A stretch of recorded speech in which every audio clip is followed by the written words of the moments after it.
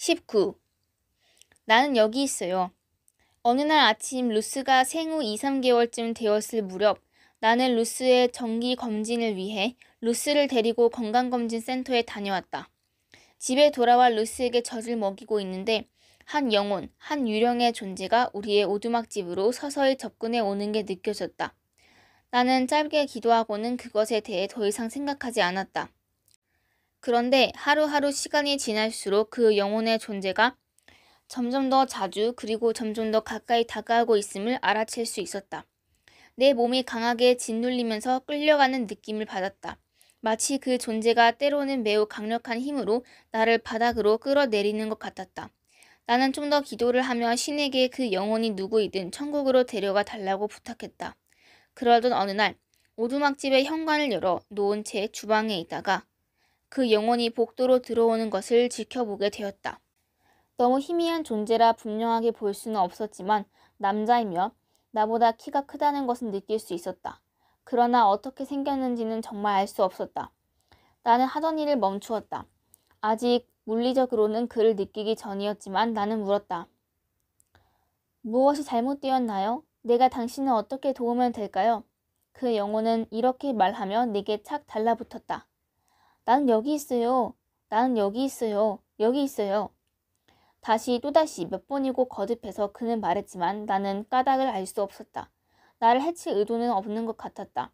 하지만 그는 필사적이었고 그렇다 보니 내 몸을 자꾸만 아래쪽으로 그것도 아주 강하게 잡아당기고 있었다.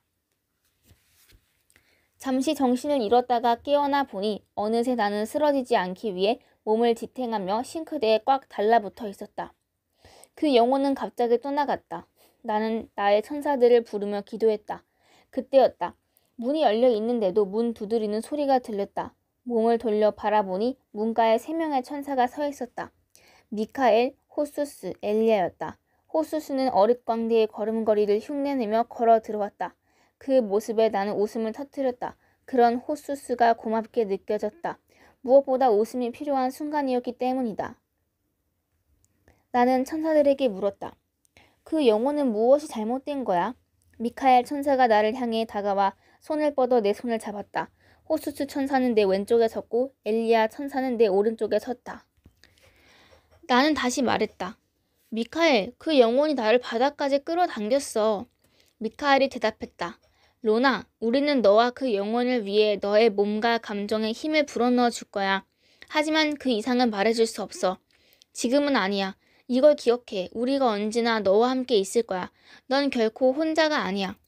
미카엘, 난 당신이 이런 식으로 할 때가 참 싫어. 왜 좀 더 쉽게 해줄 수는 없어? 미안해, 로나. 우리는 너에게 더 이상 말해줄 수 없어. 그렇게 되면 네가 그 영혼을 도와줄 수 없기 때문이야. 미카엘은 이 말을 끝으로 내 손에서 자신의 손을 거두었다. 그 영혼은 날마다 찾아왔다. 그게 아침이 될지 저녁이 될지는 전혀 알 수 없었다. 올 때마다 매번 그는 나를 바닥으로 잡아당기면서 절망에 찬 목소리로 울부짖었다. 난 여기 있어요. 난 여기 있어요. 여기 있어요. 몇 달이 흐르면서 나는 점점 더 지쳐갔다. 조는 다시 양모 공장으로 일을 나가기 시작했고 내가 얼마나 지쳐있는지 저는 눈치채지 못하는 것 같았다. 양모 공장에 다니는 동안 조는 아주 건강했다. 하지만 내 눈에는 그를 둘러싼 회색빛이 점점 악화되어 가는 것이 자꾸만 보였다. 결국 나는 환영을 통해 그 영혼이 18살에서 21살 사이의 젊은 남자이며 이름은 피터이고 물속에 갇혀 빠져나오지 못하고 몸부림치고 있다는 것을 알게 되었다. 그는 손을 사용할 수 없는 것 같았다. 그는 어떤 것도 잡을 수가 없었다. 때로는 물이 진흙탕처럼 보이기도 했고 그의 위에 흙 받침대 같은 것이 있었다. 젊은 피터의 영혼은 버둥거리면서 잡아당기고 있었다. 그는 계속해서 시도하고 또 시도했다. 나는 여기 있어요. 나는 여기 있어요. 여기 있어요. 그는 이 말을 다시 또다시 몇 번이고 거듭했다. 어쩌다 보니 내 몸이 그의 영혼과 한데 얽히게 되었고 그 결과 그가 살려고 발버둥 칠 때마다 내 몸으로 모든 것을 느낄 수 있었다. 또한 그의 모든 감정도 느껴졌다. 그는 자신이 발견되기를 원하고 있었다. 그는 집에 가기를 원했다. 그의 부모와 가족이 그가 어디에 있는지 알게 되기를 원했다. 나는 다만 신에게 기도할 뿐이었다. 그가 어디에 있든지 부디 발견될 수 있기를. 나는 조에게 말해도 되는지 나의 천사들에게 물었다. 천사들은 고개를 끄덕였다.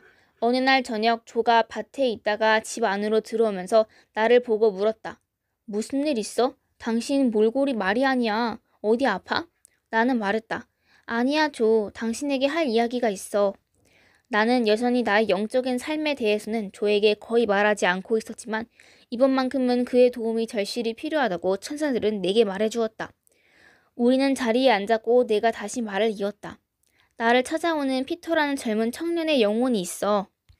그는 나의 도움이 필요해.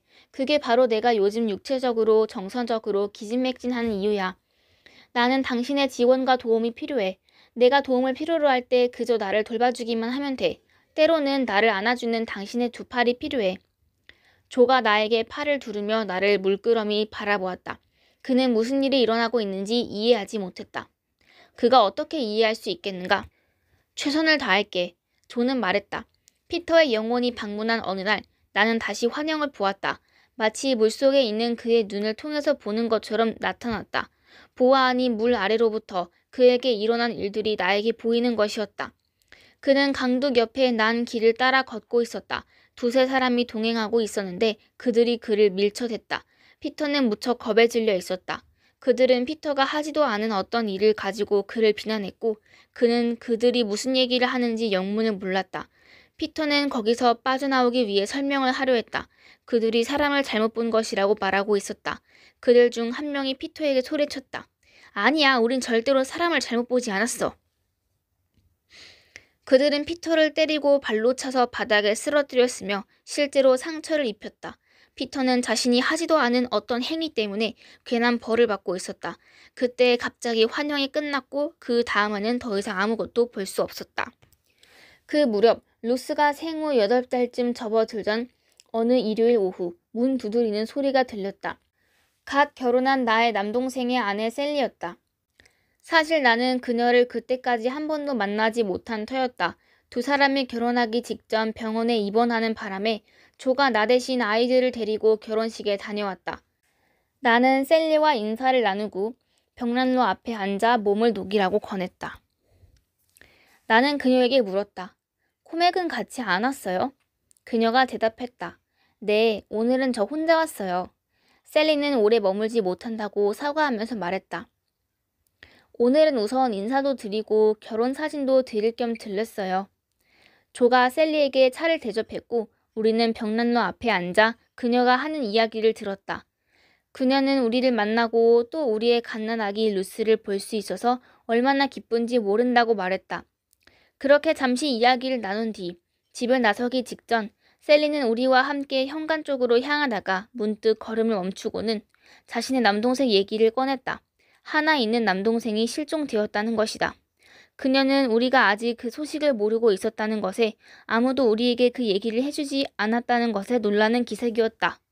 하지만 이미 한참 전의 일이라고 했다. 어느 날 저녁 여자친구를 만난다고 나가서는 지금까지 돌아오지 않고 있다고 부모님이 무척 걱정하고 계시다고 셀리는 말했다. 식구들은 어쩌면 그가 영국으로 갔을지도 모른다는 생각에 영국의 구세구회관 숙소나 유스 호스텔들과 연락을 취했다. 실종자 명단에도 그의 이름을 올려놓았지만 그가 왜 그런 식으로 호련히 떠났는지는 도무지 이해가 되지 않는다고 했다. 나는 셀리에게 말했다. 확신하건대 남동생이 곧 나타날 거예요. 그리고 우리는 작별 인사를 나누었다. 우리는 그녀에게 말했다. 이제 남이라고 생각하지 말아요, 셀리. 언제든 우리 집에 환영이에요. 나는 때로 머리가 매우 느리게 돌아간다. 나중에서야 일련의 기이한 우연의 일치들을 겪으면서 언젠가 몇 년 전에 그 청년과 눈이 마주친 적이 있다는 것을 깨달았다. 어느 날 오후 우리는 이파 언니네 새집을 방문했다. 그 집은 시내 중심가에 있었다. 은색 철책으로 둘러싸인 작은 앞들이 있는 집이었다. 조가 대문을 열고 들어가서는 현관문을 두드릴 수 있도록 크리스토퍼를 들어 올렸다. 이파 언니가 문을 열고 반갑게 우리를 맞아주었다. 우리는 응접실로 들어가 이파 언니의 시어머니와 인사했다. 사랑스러운 노부인이었는데 두 팔을 벌려 우리를 대환영해 주었다. 집은 아주 작아 보였다. 어쩌면 아름다운 고 가구들 때문에 움직일 공간이 거의 없어서 그렇게 보였는지도 모른다. 응접실 한편에는 벽난로와 의자 2개가 있었는데 하나는 오른쪽에 다른 하나는 불 바로 앞에 놓여 있었다. 벽난로 덕분에 집안이 매우 훈훈했다. 고가구 앞으로 응접실에서 벽난로까지 작은 통로가 이어졌고 그 너머에 작은 주방이 있었다. 나는 벽난로 앞에 앉아 오웬을 무릎에 앉히고 젖을 물렸다. 앉아있는 사람은 나 혼자뿐이고 나머지 사람들은 서 있었다. 우리 가족과 이파 언니네 식구까지 7명만으로도 응접실과 작은 주방이 북적거렸다. 그때 문 두드리는 소리가 나고 몇 사람이 더 집 안으로 비집고 들어왔다. 나는 오웬에게 계속 젖을 먹이느라 누가 도착했는지 볼 수 없었다. 그런데 그 중에 나의 남동생 코맥과 훗날 결혼하게 된 처녀 셀리가 있었다. 하지만 모두가 이야기를 나누느라 바빠서 나는 내 남동생과 그의 여자친구조차 볼 수 없었다. 집안이 그 정도로 북적거렸다. 그런데 그 와중에 짧은 순간 빛 하나가 보였다. 나는 그 빛이 어디서 오는지 알고 싶었다. 하지만 어떤 천사도 내 앞에 모습을 나타내지 않았고 어떤 특별한 것도 보이지 않았다. 순식간에 일어난 일이었다. 웃음소리와 두런두런 대화 나누는 소리가 계속 이어지다 보니 그곳에 있는 천사들과 이야기를 나누기가 어려웠다. 그래서 침묵 속에 그들과 소통해 보려고 시도했다. 하지만 아무런 반응이 없었다. 나는 두 번째로 위를 올려다 보았고 서 있는 사람들 속에서 다시금 그 빛을 보았다. 마치 무리 안에 있는 누군가가 다른 사람들에 의해 절반쯤 가로막힌 상태에서 빛을 발하고 있는 것 같았다. 사람들은 조금 희미해진 듯했다. 모두가 머리를 왼쪽 혹은 오른쪽으로 약간 돌려서 나로 하여금 응접실 건너편을 볼 수 있도록 약간의 틈을 만들어주는 것 같았다.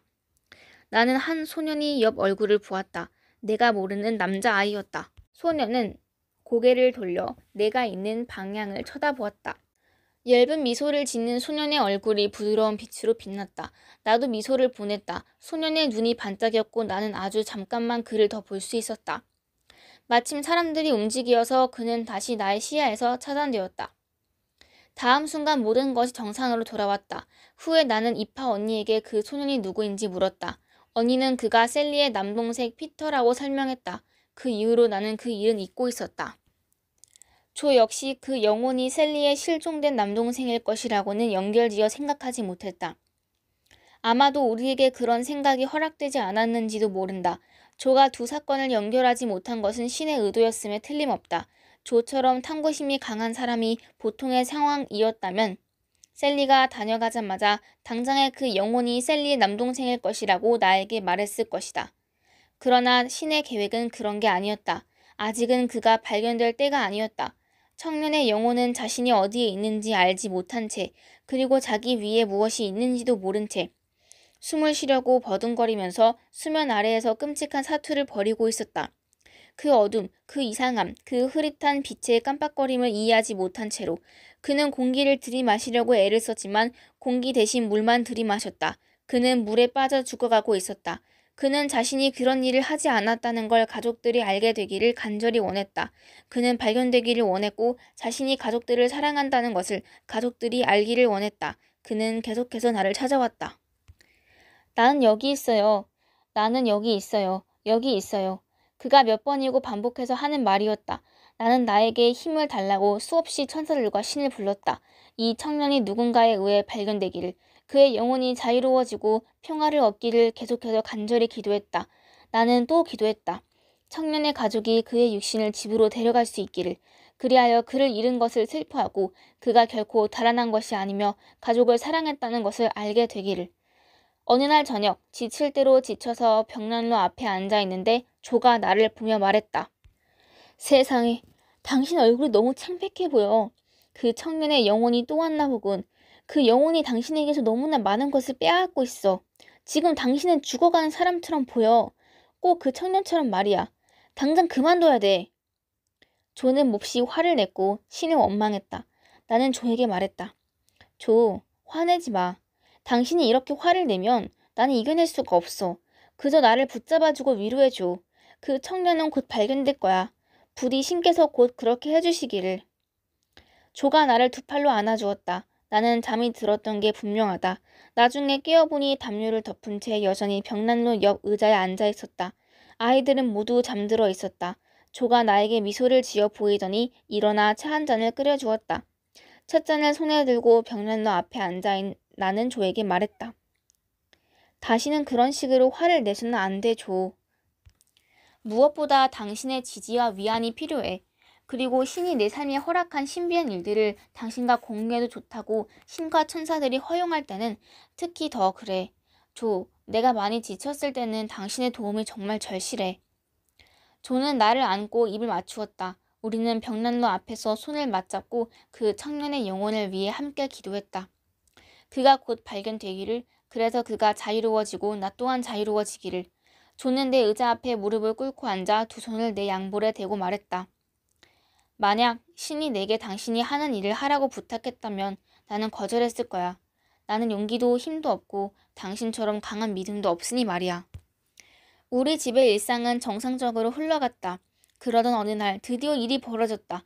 갑자기 나는 자유로워졌다. 그날이 며칠이었는지 또는 몇 시였는지는 묻지 말라.